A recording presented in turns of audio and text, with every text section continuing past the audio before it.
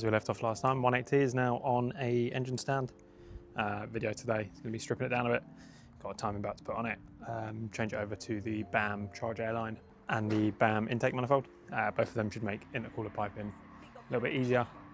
Instead of coming down towards the back of the engine, it'll follow along the top quite nicely. A few bits we're going to take off. I'm still waiting on the bung for the back here for the secondary air. Get rid of a few of these bits. We're just generally neaten the engine up, tidy it up a bit, figure out what we are and what we aren't using. Some bits will bolt straight up. For example, heater core hoses, they bolt straight up. Engine mounts are pretty much there. I'll need them off of the Mark III. I won't obviously have them until I'm ready to go. I know one of them needs a little bit of modification just to fit around the turbo pipe at the back, but it's not too severe. Other than that, I'm just going to be refreshing the engine for the most part today.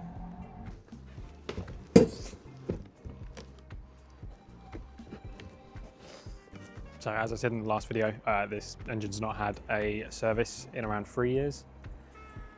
Didn't quite know that before I went to go buy it, but you know what, it was cheap enough. Worst case, I'm going to have to slap some bearings in it. It's not really the end of the world. Ran all right, no horrible noises, so fingers crossed.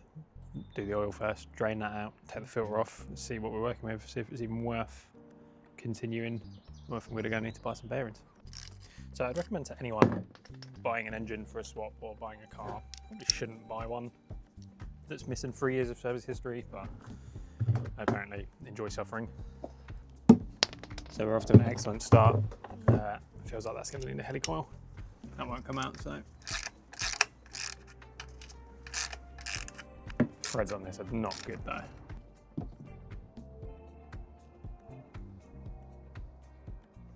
You know what, they actually don't look too bad. That might go again. Which is surprising, that didn't feel like that should come out. Oil doesn't look too bad. It's no big chunks, so get the filter off in a minute. Again, for an engine with 3 years missing service history, it's not as bad as I'd expect to see. Next step for me is going to be removing the cam cover, just so we can get a good look in here, figure out sort of the health of the engine a little bit further. There's quite a few hoses throughout the engine that need replacing. Just little bits, sort of here, a few under here, just age-related things, a couple of fuel lines, a couple of vac lines, something too severe. But today's just going to allow me to get the final bits that need replacing. I can actually see what's left that I haven't ordered yet. I just not own a long 5mm Allen anymore. Oh, there it is. Really need to actually go through and tidy my Halfords kit. It's just my home one. I've got a different one at work, but it's just such a mess, this home one.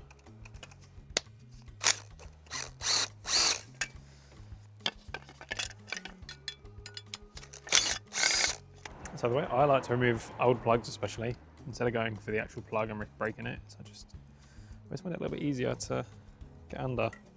Don't often find myself breaking them. Okay, going back to the classic plugs that just want to explode. There we go. So didn't need to touch the actual trigger. Although looking at it now, I don't think I even need to unplug them, to be honest. So probably gonna leave them plugged in, just pull them out. Yeah, they'll just come out. Oh, that rocker cover's definitely got a bit of a leak. So the other cylinders weren't too bad, it was just that number one. Probably end up replacing these in the future, but for now that'll be fine. Charge line and the intake manifold that I fit today. Once it's all fit in the car and run in, I'll probably take them back off, paint them silver, make it look nice. It's all just second-hand bits at the minute, as I say in the last video. Better not blow the bank. Gonna be somewhat sensible with this, not overdo it. Right, this is coming off, let's take this off. So these security clips as well, best thing to do, don't mess around with them, just cut them. Get a good pair of side cutters, straight for the center. See them cause people so much grief, they're really not too bad to deal with a pair of side cutters, good ones. You've got to twist them a little bit, go for it. But I see so many people spend ages trying to undo these. You can't reuse them anyway, just cut them, make your life easier.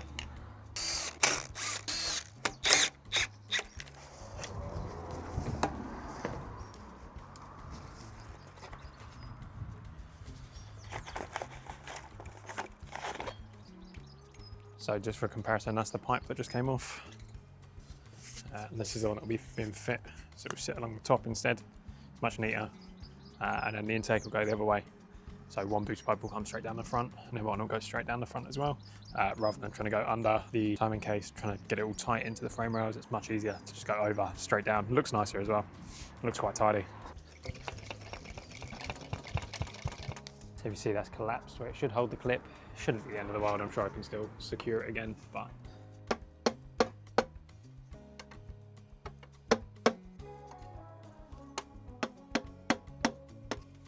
now I might be doing this completely wrong. There might be much easier ways to do this, but never worked on one of these. This is, I mean, technically first two, but first time I've ever really worked on VAG cars.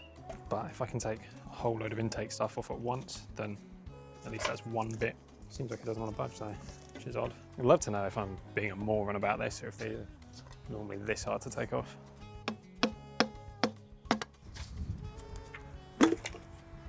Wow, okay, that just sucked for no reason. Right, so we're back to the cam cover now. Finish with that little detour, can actually get things out of the way. I'm missing some timing case cover, that's not good.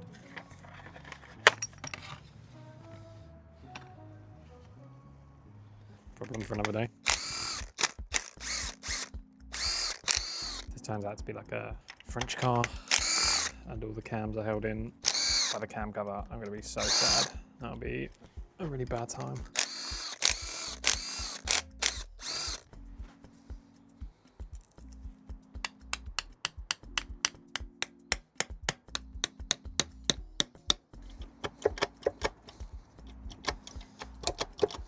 Come on, be game. Bought these gloves today from a certain 3-letter brand. Not one that begins with an E. And they suck. These are terrible gloves. Must have been out here maybe an hour. I've gone through about 3 pairs already. Never done anything like it. The minute I put them on, I realised how thin they were. Regretted buying them. Now, dare I say, there's definitely some crap cooked on to the cam cover, but the cams themselves look great. That looks really, really good. Must have just fallen into wrong hands in the last few years. That looks incredible. Chain feels pretty decent, feels tight. I'll be totally honest, that's a lot better than I was expecting to see. But that cam cover gasket wasn't doing a whole lot. It was moulade. I feel like this video is going to have even more waffle in it. Left my headphones at work, so I'm actually just raw dogging this today. No entertainment, no noise, just pure clarion and waffle. It's that time of the year now. Everyone's getting their nice motors out from the looks of things. Been seeing all sorts rock up. Saw a mint looking Corrado earlier, go flying past, which was quite nice. So as it stands, I am a little bit conflicted. As I say, there was definitely some metal coming out of the engine, but the cams look incredible. I'm probably going to be popping the sump off just to reseal it anyway, just to do it while it's out, but don't know.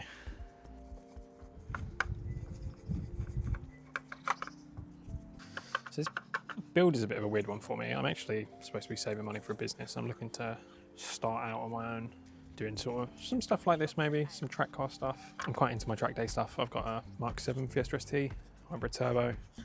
Much as I hate to admit it, it seems to be a bit of a forever car for me. It's just the reason I'm where I'm at today. I've got a lot of time for that car. Even if I stop taking it on track, I don't think I'll ever have it leave. That's not ideal. That looks like a mashed up plug. Uh-oh. I just like building cars. I like working on them constantly.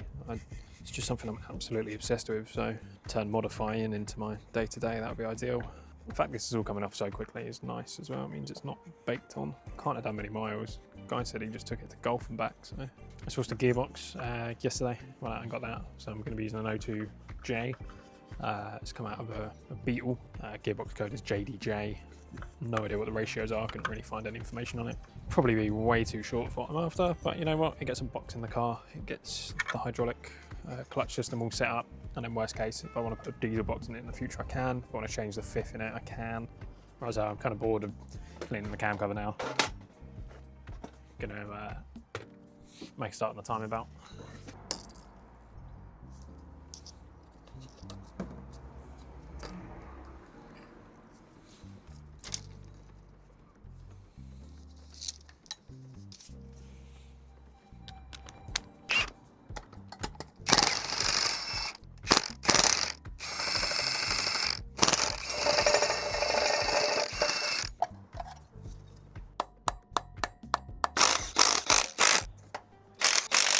Actually looks like it's had a belt at some point, so that's quite nice to see.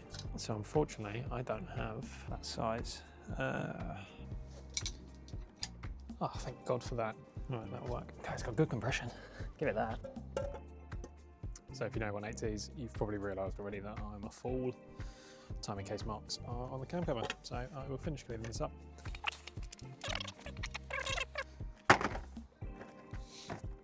Now I'm using a Febby rocker cover gasket for no reason other than it was available quickly, reasonably priced, and I've generally had all right dealings with Febby before. Right, so all you dirty wrong-uns that like to put gasket, sealer and a fucking rubber gasket on, stop that. Doesn't seal, so it's really annoying to clean. If you're gonna ever do it, it's in corners like this. The rubber can't bend properly to seal. You just want to put a tiny little daub, just enough on that corner, just to help the rubber seal. That is it, no more. Not around the entire fucking ring because you think it's going to seal an old gasket. It's not. Stop it. I'm sick of it. I'm sick of cleaning it. Tiny little smear just in the corners.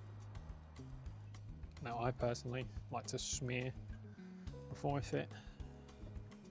Just in that corner. I tend to pre-smear it rather than run a bead. I just find I get better results. Had less issues with things sealing.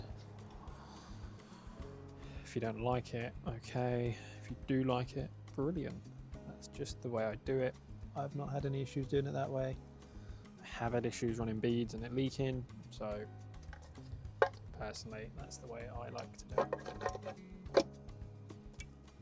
Right, so I'm getting a bit time conscious now. Just how much I've already filmed and all I've really done is a cam cover.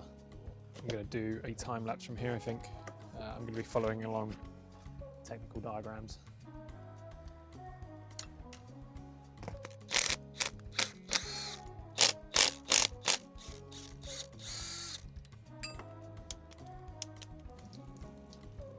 Nodes everywhere. Febby for the water pump timing belt kit. I know, never had problems with them. Rule number 1, don't go in dry, you'll make her cry. Expert, words to live by, quite frankly. So we're going to lube up the seal.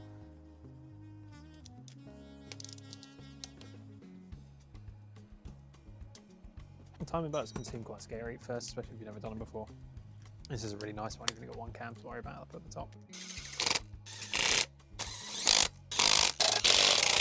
Before the engine goes in the car, give everything a nice clean as well. I should have really done it before, but I just wanted to crack on with this today.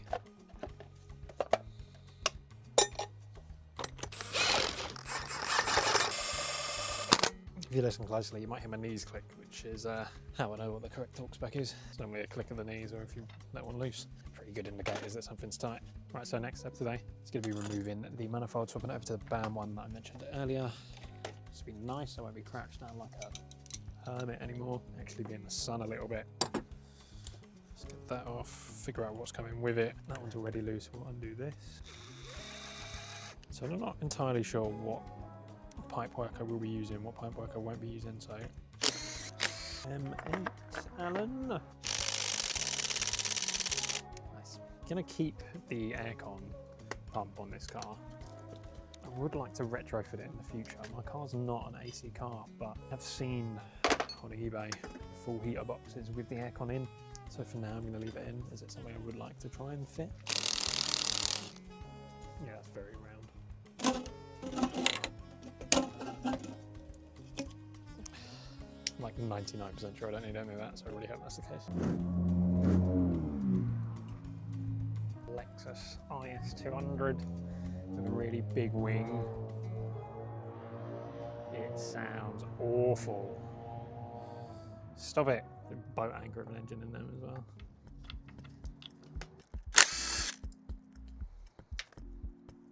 I have a feeling one of those bolts wasn't right. It was a completely different size. Someone's cooked here, and unfortunately they've burnt fucking everything. Just stay there for the minute, I guess. That can come off as we're replacing that. I like the way they do their injector clips. If you've got any experience working on some BM products, you know they are not nice at all. Oh my god. Give me my wiring. Oh, there's a sneaky little boy down here. It's good to see the fuel rail's just loose anyway. The bolt's not even tight. Excellent. This car's been in great hands. Again, fuel rail's not even tight. That's crazy. Surprised this car ran as well as it did. Fuel rail's not bolted down. Replace this hose anyway, so.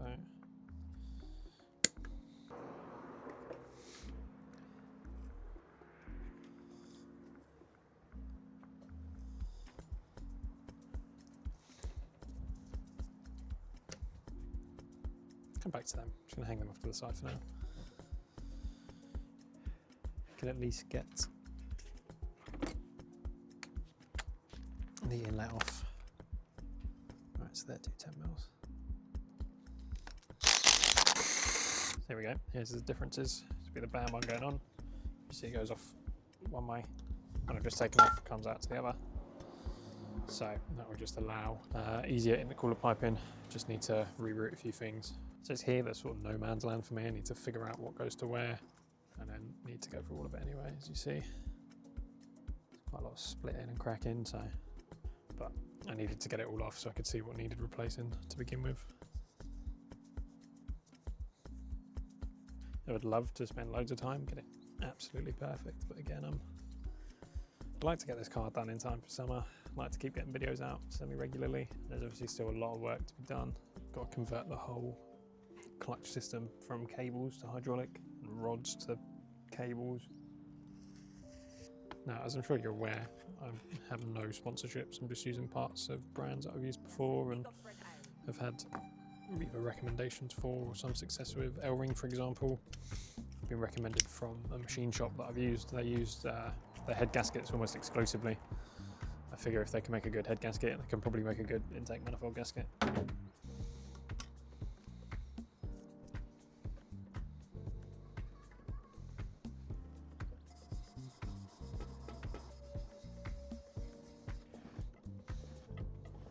Once this car's done, I'd actually quite like to put a livery on it, take it to some shows.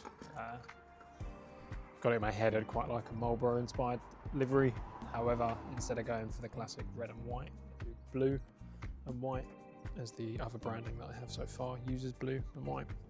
It wouldn't be an exact copy just in blue, it'd have some differences, but along those lines, you know, 4 distinct separate blocks, I think it could look quite tidy.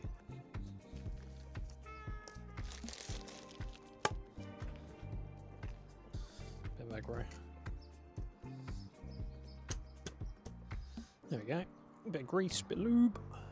These fuel lines have seen bad days. I'd quite like to replace them, so I'll be taking them off for now anyway.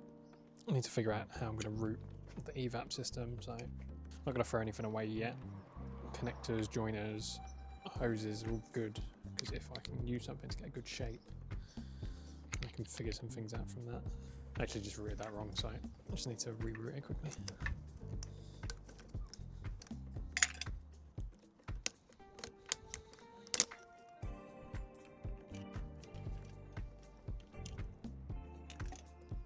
Oops, didn't mean to draw that.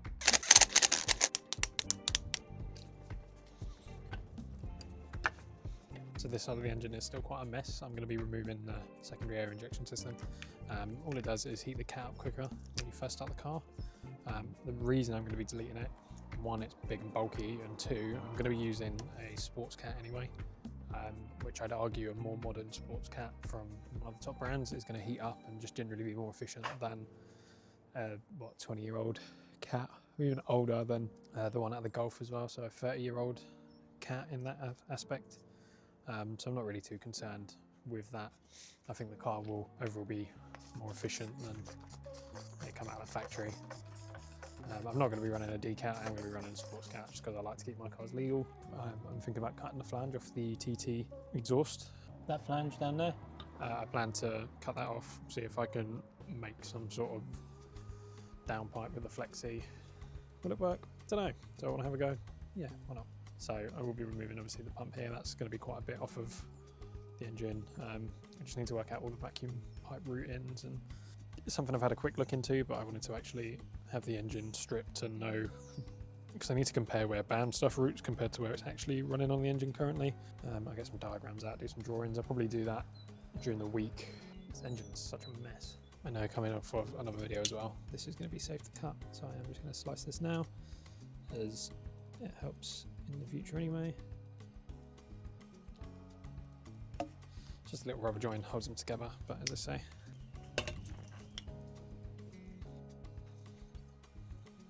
I'm going to pre-fill the oil filter. Now again, I'm using Miller's. It's just the brand I like, it's the brand I've used. Haven't done any testing. I couldn't tell you if the oil was actually any good, but it's looked after me and my Fiesta for the past few years. It's a car that's running considerably more power than it left the factory with. It's got hybrid turbo on it. And if you Fiesta boys are watching, it's a S270, makes around 300, and that's always been run on Miller's, so I've always been quite happy with it. Do I know scientifically it's any good? No, but my engine's still alive. I've definitely kicked the shit out of that car enough times. Again, to the fucking gremlins. Hand tight. No more is needed.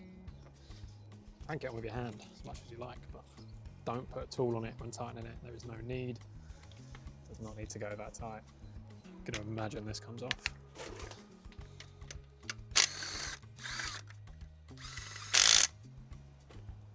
Might be wrong, but we'll find out. Start with a nice new bit at least. Now, I don't know if this will need cutting down. Very potentially it will. So unfortunately, I won't be fitting that today. So this will be pretty much where the engine gets left.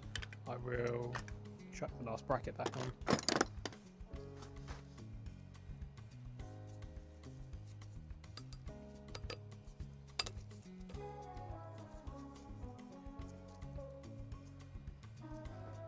Right, so that's as much as I can do today, unfortunately. As I say, I've got the wrong pipe, but this should sit around about here. Look quite nice, be a lot neater, a lot tidier. But not a lot more I can do today now. Just got to figure out vac line routing, what's staying, what's going, how much pipe I'm going to need to order. All of it's sort of cracking and not in great shape.